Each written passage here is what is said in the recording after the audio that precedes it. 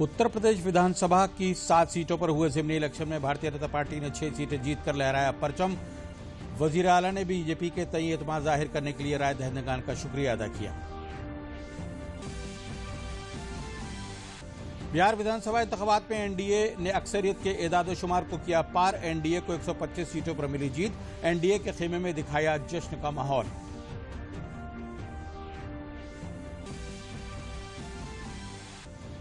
रियासत में विधान परिषद के इलेक्शन के लिए पर्चा नामजदगी का अमल जारी। बरेली में मरकजी वजीर संतोष गंगवार ने बीजेपी की जीत का किया दावा।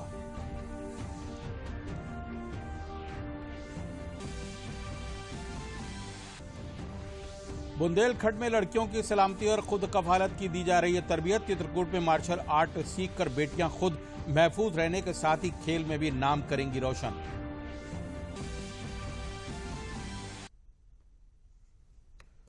आदाब, खबरों के साथ हाजिर हूं मैं सैयद शबाहत हुसैन। अब खबरें तफसील से। उत्तर प्रदेश विधानसभा की 7 सीटों पर हुए ज़िमनी इलेक्शन में भारतीय जनता पार्टी ने 6 सीटें जीतकर लहराया परचम। वजीर आला ने बीजेपी के तय एतमाद जाहिर करने के लिए राय दहिंदगान का शुक्रिया अदा किया। बिहार विधानसभा इंतखाबात में एनडीए ने अक्सरियत के एदाद-ओ-शुमार को किया पार। एनडीए को 125 सीटों पर मिली जीत।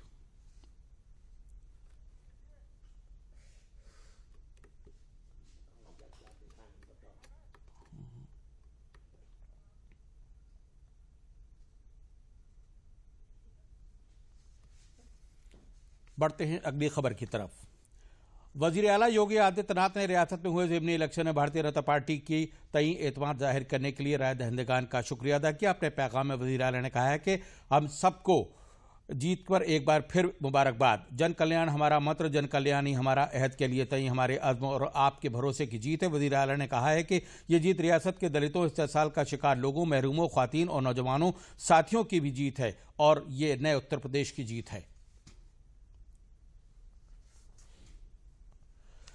बिहार विधानसभा इंतखाबात में एनडीए ने अक्सरियत के एदाद-ओ-शुमार को पार कर लिया है। विधानसभा की सभी 243 सीटों के नताइज सामने आ गए हैं।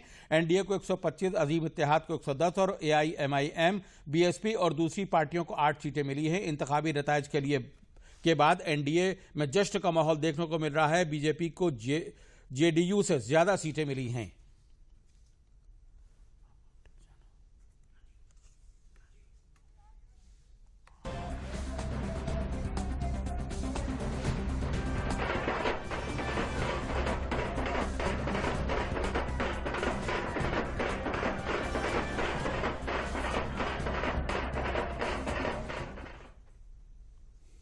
वज़ीर आज़म नरेंद्र मोदी ने ट्वीट कर बिहार में एनडीए को मुकम्मल अक्सरियत मिलने पर खुशी जाहिर की है। उन्होंने ट्वीट कर कहा है कि बिहार ने दुनिया की जमहूरियत का पहला सबक पढ़ाया है। आज हमारी दुनिया को फिर से बताया है कि जमहूरियत को मुस्तहकम कैसे किया जा सकता है। ये रिकॉर्ड से जीत के बाद बिहार के गरीब, महरूम और ख्वातीन ने भी वोटिंग की और आज तरक्की के लिए अपना अहम फैसला भी सुनाया है। बिहार के हर वोटर ने साफ बता दिया है कि वो पूरी उम्मीद है और उसकी अवलियत सिर्फ और सिर्फ तरक्की पर है। बिहार में 15 साल बाद भी एनडीए के सुशासन को फिर से आशीर्वाद मिलना यह जाहिर करता है कि हमारे बिहार के ख्वाब को पूरा किया है। बिहार की उम्मीदें क्या हैं? हमारे बिहार के नौजवान साथियों ने वाज़ेह कर दिया है कि ये नई दहाई बिहार की होगी और खुद कफील बिहार इसका रोड मैप है। बिहार के नौजवानों ने अपनी ताकत और एनडीए के अज़्म पर भरोसा किया है। नौजवानों की इस ताकत से अब एनडीए को पहले के मुकाबले और ज़्यादा मेहनत का हौसला मिला है। बिहार की बहनों, बेटियों और इस बार रिकॉर्ड तादाद में वोटिंग कर दिखाया है कि खुद कफील बिहार, उनका रोल कितना अहम है। हमें इत्मीनान है कि गुज़िश्ता बरसों में बिहार की मादर ताकत को नया भरोसा पैदा करने का एनडीए को मौका मिला है। ये भरोसा बिहार को आगे बढ़ाने में हमें ताकत देगा। बिहार के गांव, गरीब, किसान, मजदूर, कारोबारी, दुकानदार और हर तबके में एनडीए के सबका साथ, सबका विकास, सबका विश्वास के मूल मंत्र पर भरोसा जाहिर किया है। बिहार के हर शहरी को फिर यकीन दिलाना चाहता हूं कि हर शख्स, हर हल्के के मुतवज़्ज़न तरक्की के लिए हम पूरे भरोसे के साथ मुसलसल काम करते रहेंगे।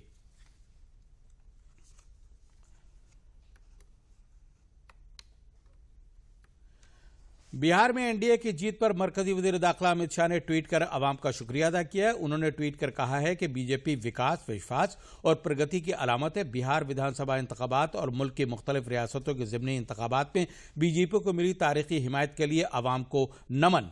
इन इंतखाबात में अवाम ने जिस जोश से वजीर आजम नरेंद्र मोदी और एनडीए की पॉलिसियों के तई अपनी हिमायत जाहिर की है, वो हकीकत में अनोखी है। ये नताइज न सिर्फ कोरोना के खिलाफ मोदी हुकूमत की कामयाब लड़ाई में गरीब, मजदूर, किसान और नौजवानों की तरक्की को जाहिर करते हैं, बल्कि मुल्क के गुमराह करने वाले लोगों के लिए भी सबक है। बिहार में विकास, प्रगति और सुशासन का दोबारा इंतखाब करने के लिए रियासत के सभी भाइयों बहनों का दिल की गहराई से शुक्रिया अदा करता हूं। खास तौर से बिहार के नौजवानों और ख्वातीन को साधुवाद देता हूं, जिन्होंने बिहार में सलामती और ताबनाक मुस्तकबिल का इंतखाब कर एनडीए की मुकम्मल अक्सरियत की हुकूमत बनाई। बिहार के हर तबके ने फिर एक खोखले वायदे, जात परस्ती और मुंह भराई की सियासत को सिरे से खारिज कर दिया है। एनडीए के विकासवाद का परचम लहराया है। ये बिहार के रहने वाले की उम्मीद और ख्वाहिशों की जीत है। वजीर आजम जनाब मोदी और Nitish Kumar JP double engine तरक्की की जीत है। बढ़ते हैं अगली खबर की तरफ। मरकजी वजीर प्रकाश जावड़ेकर ने बिहार में एनडीए की मुकम्मल अक्सरियत मिलने पर खुशी जाहिर की है। उन्होंने ट्वीट कर कहा है कि बिहार में बहार है, एनडीए का कमाल है। मुकम्मल मुल्क भर के इंतखाबी नताइज फिर से साबित किया है कि वजीर आजम नरेंद्र मोदी मुल्क के सबसे भरोसेमंद इंसान हैं। अवाम का बेपनाह प्यार और एतमाद उनको मिला है। उत्तर प्रदेश के ग्रेजुएट और टीचर कोटे के 11 विधान परिषद सीटों के लिए पर्चा नामजदगी का अमल जारी है। रियासत में 1 दिसंबर को विधान परिषद टीचर्स ग्रेजुएट के इंतखाब के लिए वोटिंग होगी। इसमें टीचर्स हल्के के 6 और ग्रेजुएट हल्के के 5 सीटों की वोटिंग होगी। उम्मीदवार 12 नवंबर यानी कल तक अपना पर्चा नामजदगी दाखिल कर सकेंगे, जबकि 17 नवंबर तक नाम वापस ले सकेंगे। इसके नतायज 3 दिसंबर को आएंगे। आज लखनऊ में भारतीय जनता पार्टी ने ग्रेजुएट सीट के उम्मीदवार इंजीनियर अविनाश सिंह और टीचर्स कोटे के लिए उमेश द्विवेदी ने अपना पर्चा नामजदगी दाखिल किया, जबकि कांग्रेस के ग्रेजुएट सीट के उम्मीदवार ब्रजेश कुमार सिंह ने भी अपना पर्चा दाखिल किया।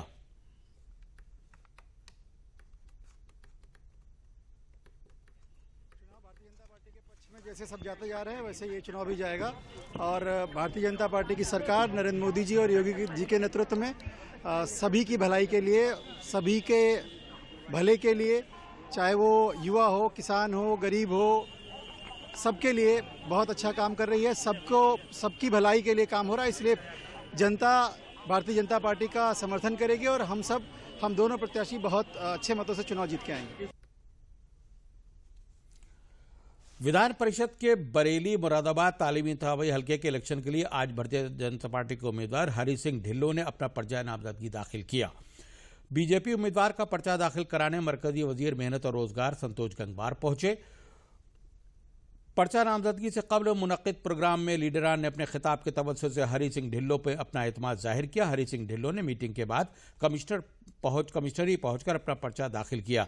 मरकजी वजीर संतोष गंगवार ने दावा किया है कि एमएलसी के इलेक्शन में पार्टी की जीत यकीनी है। उन्होंने कहा है कि बिहार के नताइज बता रहे हैं कि अब हर इंतखाब में बीजेपी का परचम लहराएगा।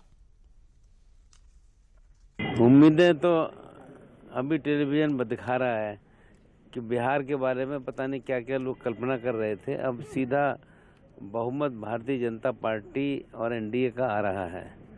जिस प्रकार से नीतीश जी के नेतृत्व में सरकार बनी है, तो हमारा मानना है कि योगी जी और मोदी जी के नेतृत्व में उत्तर प्रदेश में जो भी परिणाम रहेगा सब आशा के अनुरूप रहेगा।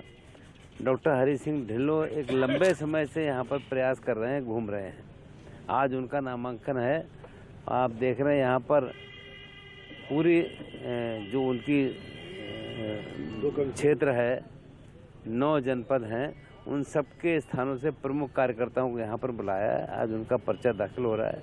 माननीय मंत्री जी उत्तर प्रदेश हमारे साथ मौजूद है और मैं विश्वास करता हूँ एक भारी बहुमत से ढिल्लों को मतदाता लोग मिलकर चुनने का काम।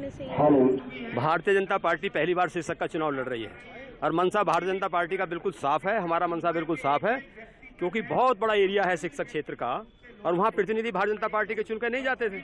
तो पहली बार निर्णय लिया गया कि चुनाव लड़ना चाहिए और भारतीय जनता पार्टी के प्रत्याशी के हैसियत से मैं कहता हूँ, जाएंगे तो जितनी भी शिक्षक समस्याएं हैं, चाहे वित्तविहीन की शिक्षक समस्या हो, चाहे स्ववित्त पोषित की हो, चाहे महाविद्यालयों की हो, ITI, पॉलिटेक्निक, चाहे हायर एजुकेशन की हो, सबको सदन में उठाकर उनका निदान कराएंगे प्राथमिकता के साथ। उत्तर प्रदेश जर्नलिस्ट एसोसिएशन के रियासती सेक्रेटरी आइस्टा और मूल अधिकार एसोसिएशन के कौमी तर्जुमान सलील मिश्रा ने वजीर आला से मुतालबा किया है कि उन्नाव जिले में खेल के होनहारों को कौमी और बैनुल-अक़वामी सतह पर आगे बढ़ाने के लिए उनकी हौसला अफजाई की जाए और उन्हें मौका दिया जाए। जनाब मिश्रा ने वजीर आला को लिखे एक खत में रियासती हुकूमत की इस बात के लिए सताइश की है कि बीजेपी की हुकूमत बनने के बाद से खेल और खिलाड़ियों के लिए संजीदा कोशिश की गई है और रियासत में खिलाड़ियों को आगे बढ़ाने के लिए बैनुल-अक़वामी सतह की तरबियत भी दी जा रही है। उन्होंने वजीर आला से कहा है कि खेल के होनहार जो वसाइल और पैसे की कमी के सबब आगे नहीं बढ़ पा रहे हैं, उनकी उन्नाव जिले में भी निशानदेही करके उन्हें हुकूमत की जानिब से खेल से मुतालिक सहूलियात मुहैया कराई जाएं। वज़ीर आज़म के ड्रीम प्रोजेक्ट बेटी बचाओ बेटी पढ़ाओ और फिट इंडिया मूवमेंट जैसी स्कीमों से राग़िब होकर बच्चों को हिफाजत और खुद कफालत के लिए चित्रकूट जिले के जन सेवा इंटर कॉलेज के अहाते में टीचर्स गेम्स वेलफेयर एसोसिएशन और डिफेंस मार्शल आर्ट सोसाइटी के instructor teacher black belt champion Ramesh Singh और दिनेश यादव नौजवानों के साथ मिशन शक्ति अभियान के तहत छोटी छोटी बच्चियों को मार्शल आर्ट की ट्रेनिंग देकर सेल्फ डिफेंस के लिए तैयार कर रहे हैं। मार्शल आर्ट की बारीकियां सिखा रहे हैं ताकि वो समाज में बढ़ रहे जराइम से अपने आप को महफूज रख सकें। मार्शल आर्ट सीख रही तलबात ने बताया है कि मार्शल आर्ट सेल्फ डिफेंस के लिए सीख रही हैं। आज जिस तरीके से पूरे मुल्क में असमत दरी, गैंग रेप और छेड़खानी की वाकयात हो रहे हैं, ऐसे में वो मार्शल आर्ट सीखकर कम से कम खुद तो महफूज रहेंगी, साथ ही दूसरों की भी मदद कर सकेंगी और रियासती सतह के मुकाबलों में हिस्सा लेकर जिला और कुनबे का नाम रोशन कर सकेंगी। शायद हम अपने नेशनल लेवल या इंटरनेशनल लेवल तक पहुंच सकें तो हम अपने देश का नाम रोशन कर सकें। ये जो हम मार्शल आर्ट सीख रहे हैं, ये अपनी आत्मरक्षा के लिए सीख रहे हैं, जिससे हम हमेशा अपनी रक्षा कर सकेंगे और कभी कोई दूसरा परेशानी में होगा उसकी भी मदद कर सकते हैं। फिट इंडिया वगैरह प्रोग्राम भी चलाए जा रहे हैं, तो उसी के तहत जो है हमारा भी एक छोटा सा प्रयास है कि जो बेटी के बच्चियों की जो जिस तरह की घटनाएं हो रही हैं, आम घटनाएं, बच्चियों का निकलना मुश्किल हो रहा है, तो हम उनको कुछ ऐसे आत्मरक्षा के गुर सिखाएं जिससे बच्चियां स्वयं जो है अपनी आत्मरक्षा करने के लिए तत्पर हो सकें और मजबूत हो सकें। इस मार्शल आर्ट के द्वारा हमारी जो बालिकाएं सीख करके निपुण हो रही है या डिफेंस अपना सीख रही है, उसके माध्यम से अपने स्वयं का बचाव करना चाहती हैं और स्वयं बचाव कर लेंगी। इसलिए ये बेटी बचाओ बेटी पढ़ाओ के बैनर तले और डिफेंस मार्शल आर्ट सोसाइटी के तहत हमने इस कार्यक्रम को चालू किया है। भारत में कोविड-19 से जारी जंग में हुकूमत की बेहतरीन कोशिशों के तवज्जुह से मुल्क में अब तक 80,13,000 से ज्यादा लोग कोविड-19 से सेहतियाब हो चुके हैं। वहीं गुज़िश्ता 24 घंटों में 50,000 से ज्यादा लोग सेहतियाब हो चुके हैं। कोविड-19 से इलाज के बाद ठीक होने वाले लोगों की शरह 92.69% हो गई है। वहीं शरह अमवात कम होकर 1.48% पर पहुंच गई है। महकमा डाक भारत सरकार और संगम फिलेटेलिक क्लब के इश्तराक से प्रयागराज के चीफ पोस्ट ऑफिस के ऑडिटोरियम में कोविड-19 पर पहला डाक कवर जारी किया गया है। यह खुसूसी कवर कोविड-19 जीतेगा भारत कोरोना वायरस से ठीक होने की शरह पर मबनी है। इस खुसूसी कवर को इलाहाबाद हल्के के post master general Shubhendu Swain और सीनियर डाक superintendent Allahabad division Sanjay D Akhade, doctor Manish Bansal और संगम फिलेटेलिक क्लब के जनरल सेक्रेटरी और गुलरेज की जानिब से जारी किया गया। इस मौके पर आम लोगों के साथ साथ महकमा डाक के अफसरान और मुलाजमीन मौजूद थे। इस मौके पर खिताब करते हुए सीनियर डाक सुपरिटेंडेंट संजय डी अखाड़े ने कहा है कि लोगों में कोविड-19 के तई बेदार होना बहुत जरूरी है। ये जो आज कोविड-19 पे जो स्पेशल कवर विशेष आवरण का निरूपण और वाहन संगम फिलेटेलिक क्लब और डाक विभाग इलाहाबाद की ओर से किया गया, माननीय post master general Shri Shubhendu Swain ji के कर कमलों से इसका विमोचन हुआ। इसका उद्देश्य ये है कि जो कोविड-19 की जो हमारे देश में जो रिकवरी रेट है वो दुनिया में सबसे ज़्यादा है, लेकिन अभी भी जैसे डॉक्टर मनीष बंसल जी ने कहा कि हमारे आदरणीय प्राइम मिनिस्टर जी ने कहा है कि जब तक दवाई नहीं तब तक ढिलाई नहीं है। तो लोगों में जो ढिलाई आजकल हम देख रहे हैं कि लोग मास्क का यूज़ नहीं कर रहे हैं, सोशल डिस्टेंस का पालन नहीं कर रहे हैं, तो लोगों में जागरूकता लाने के लिए आज का ये स्पेशल कवर का विमोचन किया गया। आम जनता के लिए ये संदेश है कि जो है हम जीत रहे हैं और इसको जो है ऐसे ही जिताते रहें, हमें हारने ना पाए, क्योंकि ये एकदम मुख्य चरण में है। इस समय सावधानी बहुत ज़्यादा ज़रूरी है और इसीलिए जो है इस कवर को जो है स्पेशली कैरिड किया गया। तो मतलब ये कि हम भी इसी तरह से कैरी करते रहें अपनी लड़ाई को, ये रुकने ना पाए और जीत करके ही एकदम लास्ट में विजेता ही बने। आम जनता ने जिस प्रकार से संयम और धैर्य के साथ इस कोविड की महामारी में लड़ाई में अपना सहयोग दिया है, और जिसकी वजह से आज हम लोग लगभग 90% रिकवरी रेट पे पहुंच गए हैं। मैं उम्मीद करता हूं कि हम डॉक्टरों को, खासकर पूरे प्रशासन को, शासन को और देश को इसी प्रकार से जनता का सहयोग मिलता रहेगा और दिशा निर्देशों का ईमानदारी से वो पालन करते रहेंगे, जिससे हम निश्चित रूप से कोविड की लड़ाई को जीत के रहेंगे और विश्व में हम भारत जीतेगा और कोविड से हम कोविड को भारत सरकार के इलाकाई अवामी राब्ता ब्यूरो की झांसी इकाई की जानिब से कोविड-19 के इन्फेक्शन से बचाव के लिए एक 10 रोजा खुसूसी बेदारी मुहिम के तहत स्वामी दयानंद अकेडमी के अहाते में योग कैंप का इनेकाद किया गया। इसके तवज्जुह से आम लोगों को कोविड-19 के बारे में बेदार करते हुए तशहीर की गई। योगाचार्य सुरेंद्र शर्मा और प्रेमलता शर्मा ने मौजूदा लोगों को योग से कोविड-19 को शिकस्त देने की तदाबीर बताई, साथ ही मुख्तलिफ योग आसनों की मशक कराई। इसके अलावा कोविड-19 से मुतालिक मजमून लिखने के एक मुकाबले का भी इनेकाद किया गया, जिसमें हाई स्कूल के तलबा व तलबात ने शिरकत की। अवामी राब्ता ब्यूरो की जानिब से फातहीन शुरा को इनामात से भी नवाजा गया। सूचना प्रसारण मंत्रालय की FOB झांसी इकाई द्वारा 10 दिवस का जो ये कोविड-19 विशेष जागरूकता कार्यक्रम चलाया जा रहा है, उसी के तहत जो योग की जो महत्ता को जताने के लिए कि कोविड-19 के संक्रमण से बचाव के लिए योग कितना एक महत्वपूर्ण भूमिका निभा सकता है, तो उसी के क्रम में हमने आज यहाँ पे एक योग शिविर का आयोजन किया है, जो कि स्वामी दयानंद अकेडमी परिसर में आयोजित किया गया था। वहाँ पे जो हमारे योगाचार्य हैं, उनके द्वारा ये बताया गया कि कोविड-19 से बचने के लिए किस प्रकार के योग को हम अपना सकते हैं। उन्होंने विभिन्न आसन बताए और उन्होंने अभ्यास भी कराया। कन्नौज जिले के उवदेतापुर गांव में रहने वाली खातून सुनीता चौहान ने राष्ट्रीय आजीविका मिशन योजना के तहत ग्रुप बनाकर न सिर्फ अपनी इक्तिसादी और समाजी सूरत हाल को मुस्तहकम बनाया है, बल्कि 2000 से ज्यादा ख्वातीन को सेल्फ हेल्प ग्रुप से जोड़कर उनकी भी खुद कफील बनाया है। सुनीता पूरे भारत की ख्वातीन के लिए नसीहत आमेज बन गई हैं। वो अपने ग्रुप में आटा, दाल, चावल, मैदा, कच्ची धनिया की पैकिंग के साथ साथ दिवाली त्योहार पर वोकल से लोकल को अपनाकर गाय के गोबर से गणेश, लक्ष्मी और दिए बनाकर काम शुरू कर रही हैं। इस काम में वो ग्रुप के ख्वातीन को खुद के रोजगार के साथ साथ खुद कफील बना रही हैं। 50 जिले पे सर हम जा चुकी हूँ और हमें प्रदर्शनी मिली, हर जिला पे गए।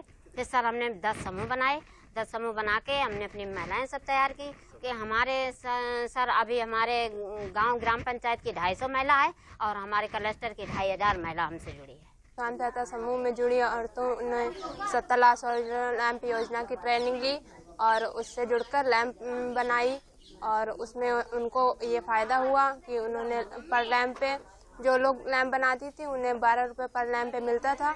इस माध्यम से उनको बहुत ही रोजगार मिला है। जब काम धाम नहीं था तो बहुत मजबूरियां थी कि कैसे अपना घर चलाएं, कैसे राशन पानी है, कैसे मतलब घर गृहस्थी की बहुत से बातें होती हैं, तो इसलिए बहुत तकलीफ थी। और जब से समूह से जुड़े हैं तो तब से हम आगे बढ़े हैं, पीछे नहीं बढ़े, आगे बढ़े।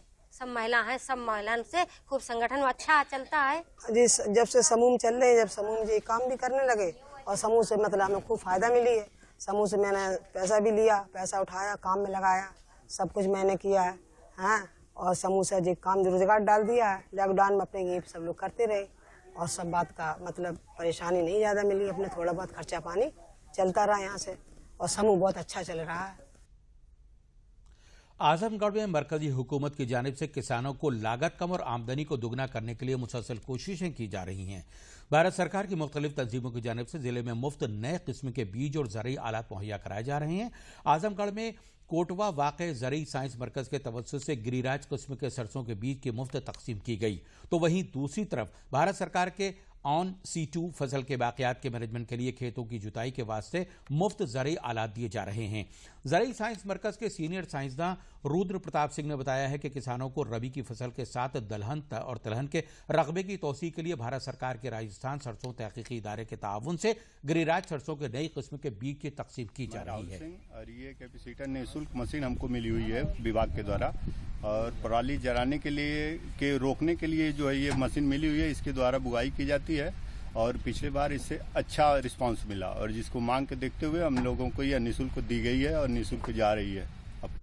ये जो हमारी जो भारत सरकार द्वारा एक परियोजना चलाई जा रही है इंस्टीट्यूट फसल अवशेष प्रबंधन, इसके तहत हम जो है किसानों को जो है कृषि यंत्र भी उपलब्ध करा रहे हैं, जिसमें हैप्पी सीडर है, मल्चर है, आपका जो है श्रब कटर है, और साथ ही साथ हम लोग जो है ना किसान जैसे आते हैं तो उनको जो जानकारी उपलब्ध कराते हैं, गांव स्तर पर जाकर के जागरूकता कार्यक्रम कर रहे हैं। जनपद आजमगढ़ में तिलहन और दलहन के क्षेत्र विस्तार के लिए कृषि विज्ञान केंद्र आजमगढ़ सतत प्रयासरत है, और इस कड़ी में हम लोगों ने जो सरसों अनुसंधान निदेशालय है, भारतीय कृषि अनुसंधान परिषद की संस्था है सेवार राजस्थान में, उनके निदेशक महोदय से वार्ता करके और अपने जनपद में किसानों की जो बीज प्रतिस्थापन दर है उसको बढ़ाने के लिए और क्षेत्र विस्तार के लिए तिलहन के लिए हम लोगों ने अनुरोध किया था, और कुछ प्रदर्शन जो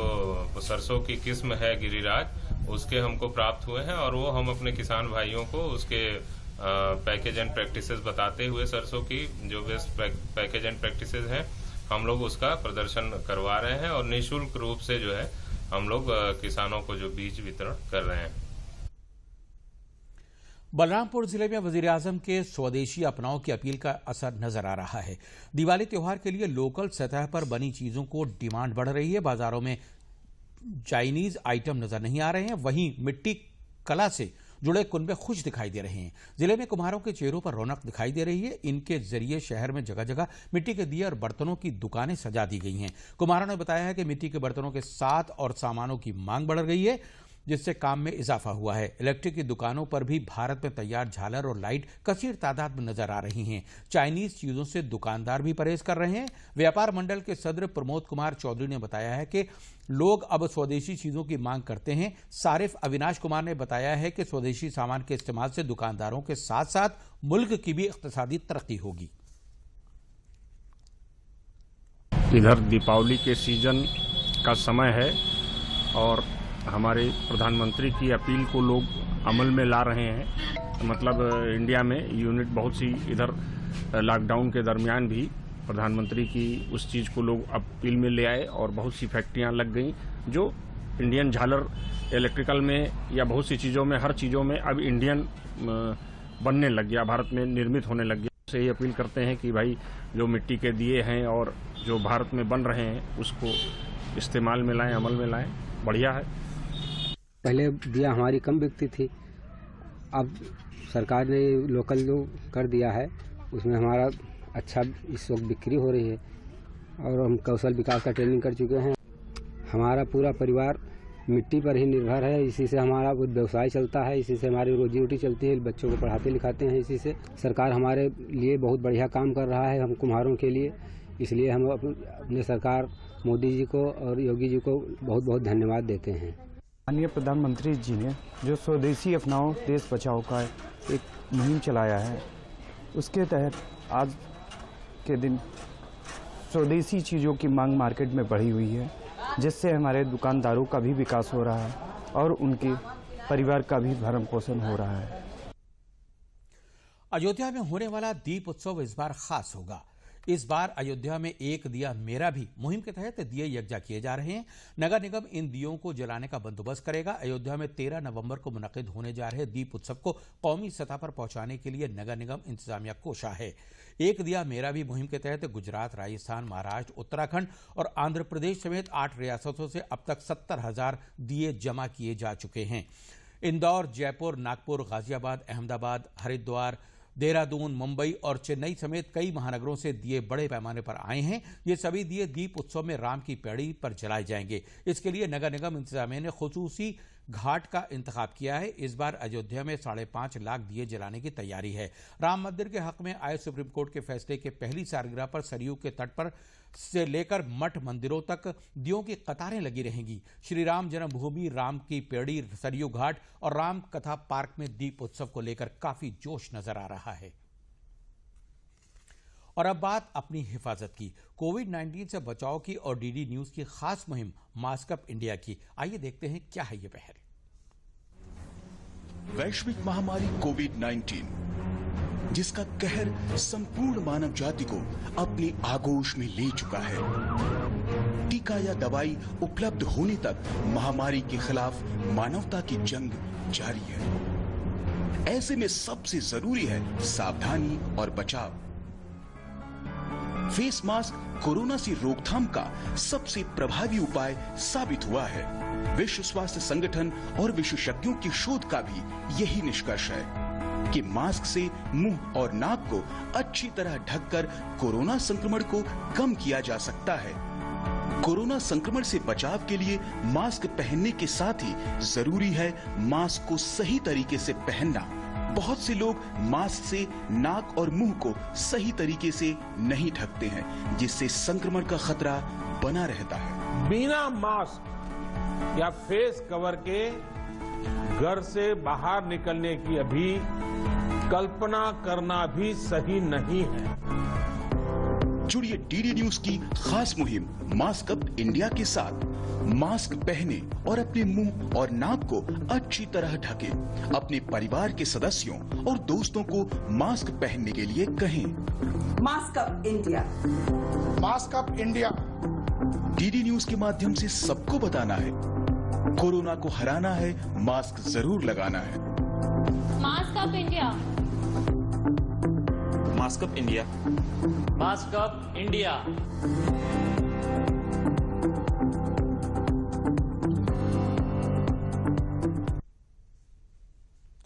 आखिर में अहम खबरें एक बार फिर। उत्तर प्रदेश विधानसभा की 7 सीटों पर हुए ज़िमनी इलेक्शन में भारतीय जनता पार्टी ने 6 सीटें जीतकर लहराया परचम। वजीर आला ने बीजेपी के तई एतमाद जाहिर करने के लिए राय दहिंदगान का शुक्रिया अदा किया। बिहार विधानसभा इंतखाबात में एनडीए ने अक्सरियत के एदाद-ओ-शुमार को किया पार। एनडीए को 125 सीटों पर मिली जीत। एनडीए के खेमे में दिखाया जश्न का माहौल।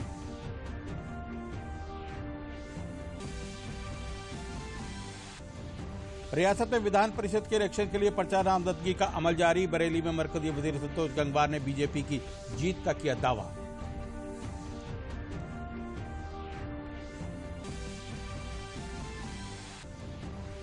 बुंदेलखंड में लड़कियों की सलामती और खुद कफालत की दी जा रही है तरबियत। चित्रकूट में मार्शल आर्ट सीखकर बेटियां खुद महफूज रहने के साथ ही खेल में भी नाम करेंगी रोशन।